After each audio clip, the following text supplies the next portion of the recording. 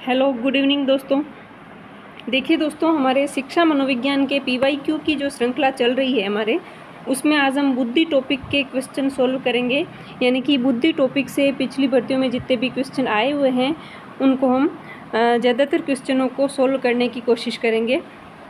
तो वो चाहे फर्स्ट ग्रेड हो, सेकेंड ग्रेड हो, थर्ड ग्रेड, रीट, सीटेट, जिन भी एग्ज़ाम में बुद्धि से रिलेटेड जो क्वेश्चन आए हुए हैं बुद्धि टॉपिक से, उनको आज हम सॉल्व करेंगे। वीडियो शुरू करने से पहले मैं आपसे रिक्वेस्ट करना चाहूँगी कि आप वीडियो को लास्ट तक देखा कीजिए ताकि आपका रिवीजन हो। आप पिछले जो क्वेश्चन पे आए हुए हैं पिछली भर्तियों में वो बार बार आपके कानों में पड़े, ताकि उनमें से अगर कोई क्वेश्चन रिपीट हो तो वो एग्ज़ाम में आपकी गलत ना हो। और एक रिक्वेस्ट और है आपसे कि आप वीडियो तो देखते हो लेकिन लाइक नहीं करते और चैनल को, और बहुत सारे ऐसे लोग हैं जिन्होंने जो वीडियोस तो देखते हैं लेकिन चैनल को सब्सक्राइब नहीं कर रखा है। तो आपसे रिक्वेस्ट है कि आप चैनल को सब्सक्राइब कीजिए और वीडियोस को लाइक कीजिए और अपने फ्रेंड्स और फैमिली के साथ शेयर कीजिए। तो देखिए, शुरू करते हैं आज का वीडियो बुद्धि टॉपिक के क्वेश्चंस। तो हमारा पहला सवाल है कि संवेगों पर नियंत्रण पाने के लिए बालकों को अभ्यास कराना चाहिए। तो बालकों को आत्मनियंत्रण का अभ्यास कराना चाहिए। अगला क्वेश्चन है बुद्धि लब्धि माइनस मानसिक आयु इंटू 100, इसका आंसर क्या होगा? तो इसका होगा वास्तविक आयु। क्या होगा? वास्तविक आयु। नेक्स्ट है सामान्य बालक का बुद्धि लब्धि स्तर क्या होता है? तो वो होता है 91 से 110, यानी 91 से 110 तक। ये सामान्य बालक का बुद्धि लब्धि स्तर होता है। अगला सवाल है कि बुद्धि लब्धि मापन के जन्मदाता है। तो इसका आंसर होगा बीने। बुद्धि लब्धि मापन के जन्मदाता कौन है? बीने। अगला सवाल है कि जड़ बुद्धि वाले बालक की बुद्धि लब्धि कितनी होती है? जड़ बुद्धि वाले, तो उसकी होती है 70 से कम। ठीक है, 70 से कम बुद्धि लब्धि वाला बालक जड़ बुद्धि बालक होता है। नेक्स्ट है, आप देखते हैं कि एक छात्र बुद्धिमान है, आप क्या करेंगे? उसके साथ संतुष्ट रहेंगे, उसे अतिरिक्त गृह कार्य नहीं देंगे, वे जैसे अधिक प्रगति कर सके उस तरह उसे अनुप्रेरित करेंगे, उसके अभिभावक को सूचित करेंगे कि बुद्धिमान है। तो इसमें सही आंसर होगा कि वह जैसे अधिक प्रगति कर सके उस तरह उसे अनुप्रेरित करेंगे। नेक्स्ट है बुद्धि के समूह कारक सिद्धांत के प्रणेता है। तो बुद्धि के समूह कारक सिद्धांत के प्रणेता कौन है? थ्रस्टन। अगला सवाल है कि निम्नलिखित में से कौन सा कथन सत्य है? तो इसका आंसर होगा सी, कि बुद्धि का लिंग के साथ संबंध नहीं होता है। ये कथन सत्य है। बाकी देखिए सत्य, लड़के अधिक बुद्धिमान होते हैं, कोई ज़रूरी नहीं है। लड़कियां भी इंटेलिजेंट होती है, ठीक है। लड़कियां अधिक बुद्धिमान है, नहीं, कोई ज़रूरी नहीं है। सामान्यतः लड़के लड़कियों से अधिक बुद्धिमान होते हैं, नहीं। तो बुद्धि का लिंग के साथ संबंध नहीं है, ये कथन सत्य है। अगला सवाल है कि बच्चे की बुद्धि लब्धि 90 से 110 के बीच है, वह है? तो वह सामान्य बुद्धि बालक है। कैसा है? सामान्य बुद्धि बालक। अगर 90 से 110 के बीच बुद्धि लब्धि है किसी बालक की तो वह सामान्य बुद्धि का बालक है। और 70 से कम वाला जड़ बुद्धि। अगला सवाल है कि पुरुष स्त्रियों की अपेक्षा ज़्यादा बुद्धिमान होते हैं, ये कथन है। सही है, सही हो सकता है। लैंगिक पूर्वाग्रह को प्रदर्शित करता है, बुद्धि के भिन्न पक्षों के लिए सही है। तो ये लैंगिक पूर्वाग्रह को प्रदर्शित करता है। ये कथन क्या करता है? लैंगिक पूर्वाग्रह को प्रदर्शित करता है। नेक्स्ट है कि विभिन्न वस्तुओं और विचारों के बीच जटिल संबंधों को समझाने की मानसिक क्षमता ही बुद्धि है। ये कथन किसका है? तो ये कथन है थ्रस्टन का। थ्रस्टन कहते हैं कि विभिन्न वस्तुओं और विचारों के बीच जटिल संबंधों को समझाने की मानसिक क्षमता ही बुद्धि है। ये बुद्धि की ये परिभाषा किसने दी है? थ्रस्टन ने। अगला सवाल है कि अशाब्दिक बुद्धि परीक्षणों का प्रयोग किया जा सकता है। तो इसका सही आंसर होगा अशिक्षित व्यक्तियों के लिए। अशाब्दिक बुद्धि परीक्षणों का प्रयोग अशिक्षित व्यक्तियों के लिए। नेक्स्ट है बुद्धिमत्ता का संबंध किससे है? तो बुद्धिमत्ता का संबंध उपयुक्त तीनों से, यानी कि केंद्रीय चिंतन से भी है, सृजनात्मकता से भी है और बहुआयामी चिंतन से भी है। तो उपयुक्त सभी, ये बुद्धिमत्ता का संबंध। अगला सवाल है कि विशिष्ट बालक का संबंध होता है बुद्धि से, शिक्षा से, पाठ्य सामग्री से या खेल से? तो इसका आंसर होगा बुद्धि से। विशिष्ट बालक का संबंध बुद्धि से होता है। नेक्स्ट क्वेश्चन है कि एक शिक्षिका अपने शिक्षार्थियों की विभिन्न अधिगम शैलियों को संतुष्ट करने के लिए वैविध्यपूर्ण कार्यों का उपयोग करती है, वह प्रभावित है किससे? तो वह गार्डनर के बहुबुद्धि सिद्धांत से प्रभावित है। किससे? गार्डनर के बहुबुद्धि सिद्धांत से प्रभावित है, क्योंकि वो अपनी शिक्षार्थियों की विभिन्न अधिगम शैलियों को संतुष्ट करने के लिए वैविध्यपूर्ण कार्यों का उपयोग करती है। यानी वैविध्यपूर्ण, विविधतापूर्ण कार्यों, अलग अलग प्रकार के कार्यों का उपयोग करती है, तो वह गार्डनर की बहुबुद्धि सिद्धांत से प्रभावित है। अगला सवाल देखिए, बहुबुद्धि सिद्धांत के अनुसार सभी प्रकार के पशुओं, खनिजों और पेड़ पौधों को पहचानने और वर्गीकृत करने की योग्यता कहलाती है, तो वो कहलाती है प्राकृतिक बुद्धि। प्राकृतिक बुद्धि। नेक्स्ट है, अधिकांश व्यक्तियों की बुद्धि औसत होती है, बहुत कम लोग प्रतिभा संपन्न होते हैं और बहुत कम व्यक्ति मंद बुद्धि के होते हैं। ये कथन खाली जगह के प्रतिस्थापित सिद्धांतों पर आधारित है। तो ये बुद्धि के वितरण पर आधारित है। किस पे? बुद्धि के वितरण पर। यानी कि सब में अलग अलग बुद्धि होती है। किसी की बुद्धि औसत होती है, बहुत कम लोग प्रतिभा संपन्न होते हैं, बहुत कम व्यक्ति मंद बुद्धि होते हैं और अधिकांश व्यक्तियों की बुद्धि औसत होती है। ठीक है, अधिकांश जो व्यक्ति है ना वो औसत बुद्धि के ही है, बाकी बहुत कम है जो प्रतिभा संपन्न है और बहुत कम है जो मंद बुद्धि है। ठीक है, तो ये बुद्धि के वितरण के सिद्धांत पर आधारित है। गिलफोर्ड के बुद्धि संबंधी मॉडल के कुछ कॉस्ट यानी खाने हैं। कुल कॉस्ट कितने हैं? तो वह है 120। गिलफोर्ड के बुद्धि संबंधी मॉडल में कुल कॉस्ट 120 है, 120। देखिए, ये सवाल कई बार रिपीट होता है, लगभग हर एग्जाम में ये क्वेश्चन रिपीट होता है कि गिलफोर्ड के बुद्धि संबंधी मॉडल के कॉस्ट कितने? तो वो 120, और घुमा फिरा के इस क्वेश्चन को पूछा जाता है। अगला सवाल है कि किसी 10 वर्षीय बालक की मानसिक आयु 14 वर्ष है, वह कहलाएगा? तो वह प्रतिभाशाली बालक कहलाएगा। क्या कहलाएगा? प्रतिभाशाली। नेक्स्ट है, निम्न में से गिलफोर्ड ने कौन सा बुद्धि का सिद्धांत प्रतिपादित किया है? तो गिलफोर्ड ने किया बुद्धि संरचना सिद्धांत। क्या? बुद्धि संरचना सिद्धांत। बाकी देखिए, बुद्धि का एक खंड सिद्धांत अल्फ्रेड बीने ने दिया है, बुद्धि का द्विखंड सिद्धांत स्पीयरमैन ने दिया है और बुद्धि का बहुखंड सिद्धांत थॉर्नडाइक ने दिया है। ठीक है, बुद्धि का एक खंड अल्फ्रेड बीने, बुद्धि का द्विखंड स्पीयरमैन, बुद्धि का बहुखंड थॉर्नडाइक। ठीक है, और तो बहुबुद्धि संरचना सिद्धांत गिलफोर्ड। अगला सवाल है कि निम्न में से किसने बुद्धि के बहुखंड सिद्धांत का प्रतिपादन किया? बहुखंड अभी ये मैंने ऊपर बताया कि बुद्धि का बहुखंड सिद्धांत थॉर्नडाइक ने दिया। किसने? थॉर्नडाइक ने।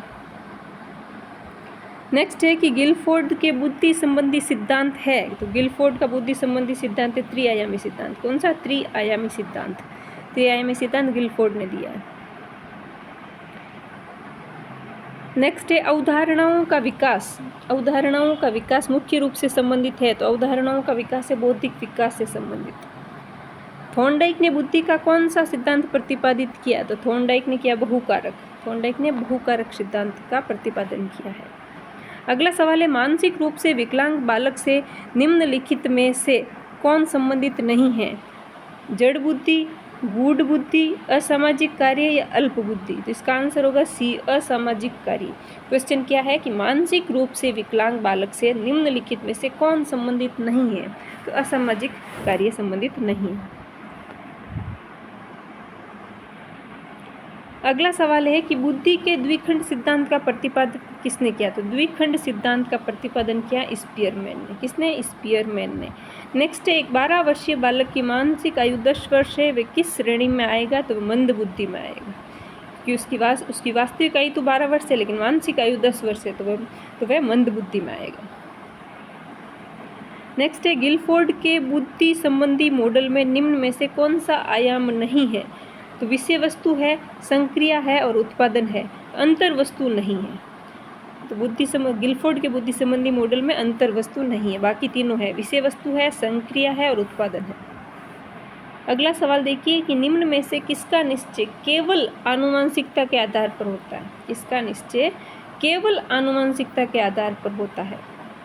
बुद्धि, लिंग, व्यक्तित्व या ऊंचाई? तो लिंग का संबंध केवल आनुवंशिकता के आधार पर होता है, बाकी बुद्धि, व्यक्तित्व और ऊंचाई पर आनुवंशिकता का कोई प्रभाव नहीं होता है। एक बालक जिसकी बुद्धि लब्धि 105 है उसे वर्गीकृत किया जाएगा श्रेष्ठ बुद्धि, सामान्य बुद्धि, सामान्य से अधिक बुद्धि या मंद बुद्धि? तो इसका आंसर होगा सामान्य बुद्धि। ठीक है, बुद्धि लब्धि 105 है तो वो सामान्य बुद्धि बालक है।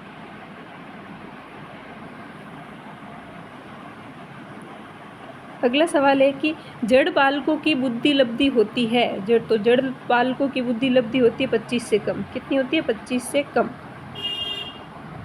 अगला सवाल है कि एक 16 वर्षीय किशोर की मानसिक आयु 15 वर्ष है, वे किस श्रेणी में आएगा? एक 16 वर्षीय किशोर की मानसिक आयु 15 वर्ष है तो वे औसत श्रेणी में आएगा। किसमें? औसत में। और ये हम निकालते कैसे हैं? तो देखो, उसकी मानसिक आयु बट्टा वास्तविक आयु, मानसिक आयु उसकी 15 है, वास्तविक आयु 16 है, तो इंटू 100 कर लेंगे। ठीक है, तो इसमें होगा 93 पॉइंट समथिंग होगा, तो ये आएगा औसत में, क्योंकि 90 से 110 वाले जो बुद्धि लब्धि वाले बच्चे होते हैं वो औसत बुद्धि में आते हैं। अगला सवाल है कि EQ एवं IQ का उदाहरण है, तो वो है मानक प्रदत्त। क्या है? मानक प्रदत्त। नेक्स्ट है, निम्नलिखित में से कौन सा कथन बुद्धि के बारे में सत्य नहीं है? तो कि यह स्थायी एवं अपरिवर्तनशील विशेषता है, ये कथन सत्य नहीं है कि बुद्धि स्थायी और अपरिवर्तनशील है, नहीं, ये कथन गलत है। नेक्स्ट है, प्राय बालकों की बुद्धि का मापन किया जाता है, तो इसका आंसर होगा ए, अवाचिक समूह बुद्धि परीक्षणों द्वारा। प्राय बालकों की बुद्धि का मापन किससे किया जाता है? अवाचिक समूह बुद्धि परीक्षणों द्वारा। अगला सवाल है कि निम्न में से कौन बुद्धि परीक्षणों के दुरुपयोग का संकेत देता है? तो इसका आंसर होगा बी, कि बुद्धि लब्धि का केवल बालकों पर लगाकर अध्यापक अपनी अकुशलता को छिपाते हैं, ये दुरुपयोग का संकेत है। नेक्स्ट है, एक बच्चे की मानसिक आयु 12 वर्ष है और वास्तविक आयु 10 वर्ष है, तो उसकी बुद्धि लब्धि क्या होगी? तो बुद्धि लब्धि निकालने के लिए हम लिखते हैं उसका सूत्र है मानसिक आयु बट्टा वास्तविक आयु इंटू 100। तो इसकी मानसिक आयु 12 वर्ष है बच्चे की, तो 12 बट्टा वास्तविक आयु 10 वर्ष है, तो 12 बट्टा 10 इंटू 100। ठीक है, तो उसकी हो जाएगी, आंसर आ जाएगा 120। तो इसकी मानसिक आयु 12 वर्ष और वास्तविक आयु 10 वर्ष है, तो उसकी बुद्धि लब्धि हो जाएगी 120। अगला सवाल है कि एक 11 वर्षीय बालक जिसकी मानसिक आयु 10 वर्ष है किस श्रेणी में आएगा? तो वही मानसिक आयु बट्टा वास्तविक आयु इंटू 100, 10 बट्टा 11 इंटू 100, तो वो हो जाएगा औसत बुद्धि में। किसमें? औसत बुद्धि में। अगला सवाल है कि 0 से 25 बुद्धि लब्धि को कहते हैं, तो उसको कहते हैं जड़ बालक। 0 से 25 जड़ बालक। नेक्स्ट है, ये औसत बुद्धि लब्धि का द्योतक है, तो इसका आंसर होगा बी, 91 से 111। ऑप्शन के अनुसार कहीं 90 से 110 लिखा हुआ होता है, यहाँ पे 91 से 111 लिखा हुआ होता है, तो यह है औसत बुद्धि। बुद्धि के बहुकारक सिद्धांत के प्रतिपादक है, तो बहुकारक सिद्धांत दिया था थॉर्नडाइक ने। किसने? थॉर्नडाइक ने। थॉर्नडाइक का बुद्धि संबंधी सिद्धांत है, तो थॉर्नडाइक ने दिया था बहुतत्व सिद्धांत। देखिए, इसके सिद्धांत को बहुतत्व सिद्धांत भी कहते हैं, बहुकारक सिद्धांत भी कहते हैं और बहुखंड सिद्धांत भी कहते हैं। तो अलग अलग एग्जाम में अलग अलग नाम दे देते हैं बच्चों को कंफ्यूज करने के लिए, तो आपको तीनों नाम याद रखने। थॉर्नडाइक ने कौन सा बुद्धि संबंधी सिद्धांत दिया था? तो थॉर्नडाइक ने दिया था बहुतत्व सिद्धांत। उसी सिद्धांत का नाम है बहुकारक सिद्धांत और उसी सिद्धांत का नाम है बहुखंड सिद्धांत। बहुतत्व, बहुकारक और बहुखंड। ठीक है, तो देखिए दोस्तों, ये बुद्धि से संबंधित जितने भी क्वेश्चन थे वो हमने सोल्व कर लिए हैं, तो मेहनत करते रहिए। देखिए, वैकेंसी तो आ जाएगी, आज नहीं तो कल। आचार संहिता से पहले नहीं आएगी तो बाद में आ जाएगी, और ये तो कंफर्म है कि 2024 से पहले एग्ज़ाम हो जाएगा। फर्स्ट ग्रेड का, सेकंड ग्रेड का, दोनों ही एग्ज़ाम 2024 दिसंबर 2024 से पहले एग्ज़ाम हो जाएगा, है ना। दिसंबर 2024 से पहले, यानी कि 1 साल है आपके पास, 1 साल, 12 महीने मान के चलो।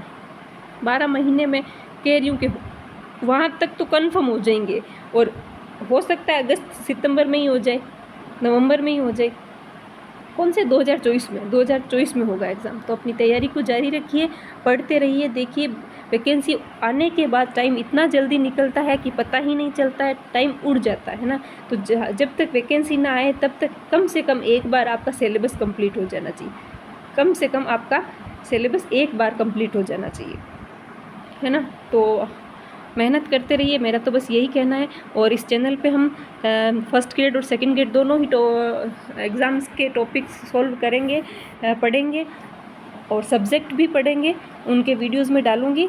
तो बने रहिए मेरे चैनल के साथ, मिलके तैयारी करते हैं और सफलता हासिल करते हैं। बहुत बहुत धन्यवाद आपको। मिलते हैं नेक्स्ट वीडियो में, तब तक के लिए जय हिंद, जय भारत।